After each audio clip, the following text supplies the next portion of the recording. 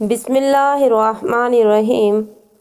اچھے خاوند بننے کے لیے نبی صلی اللہ علیہ وآلہ وسلم کی پیروی کریں۔ نبی صلی اللہ علیہ وسلم امی عائشہ رضی اللہ عنہا کی ران پر سر مبارک رکھ کر سو جایا کرتے تھے۔ نبی صلی اللہ علیہ وسلم گھر کے کام کاج میں اپنی بیویوں کا ہاتھ بٹاتے تھے۔ نبی صلی اللہ علیہ وسلم اپنی بیویوں کی کڑوی کسیلی باتیں اور طرز عمل خندہ پیشانی سے برداشت کرتے تھے۔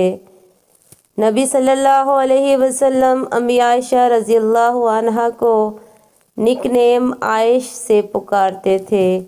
نبی صلی اللہ علیہ وسلم اپنی بیویوں کی بیماری میں بیمار پرسی کرتے تھے۔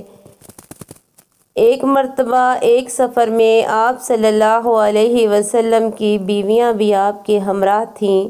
حدی خوان اونٹوں کو تیز تیز ہانکنے لگا تو آپ نے اسے حکم دیا، آہستہ چلو، آبگینے یعنی شیشے ٹوٹنے نہ پائیں۔ گویا آپ صلی اللہ علیہ وسلم نے عورتوں کی نرمی کے لیے آبگینے کا لفظ استعمال کیا۔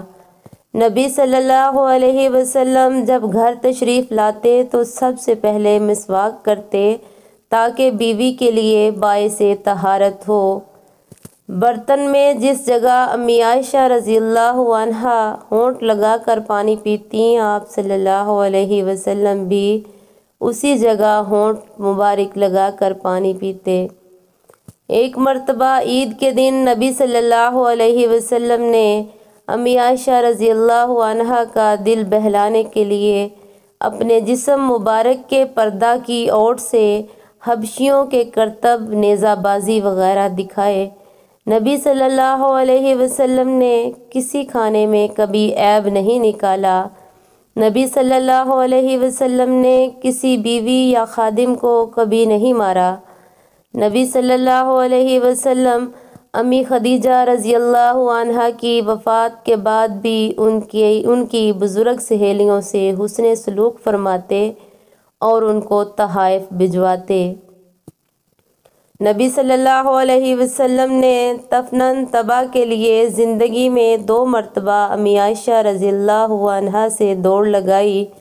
پہلی مرتبہ امی عائشہ جیت گئیں اور دوسری مرتبہ آپ صلی اللہ علیہ وسلم جیت گئے۔ جب آپ صلی اللہ علیہ وسلم دوسری بار جیت گئے تو آپ صلی اللہ علیہ وسلم نے فرمایا، عائشہ حساب برابر ہو گیا۔ جب نبی صلی اللہ علیہ وسلم دنیا سے تشریف لے جا رہے تھے، اس وقت آپ کا سر مبارک امی عائشہ کی گود میں تھا۔ نبی صلی اللہ علیہ وسلم نے فرمایا، بیوی بچوں پر خرچ کرنا بھی باعث ثواب ہے، بیوی کے منہ میں کھانے کا لقمہ ڈالنا بھی باعث ثواب ہے۔ نبی صلی اللہ علیہ وسلم اس بات کو پسند فرماتے کہ مومن اپنی بیوی کے ساتھ ہنسے اور کھیل کود کرے۔ جزاکم اللہ خیرا۔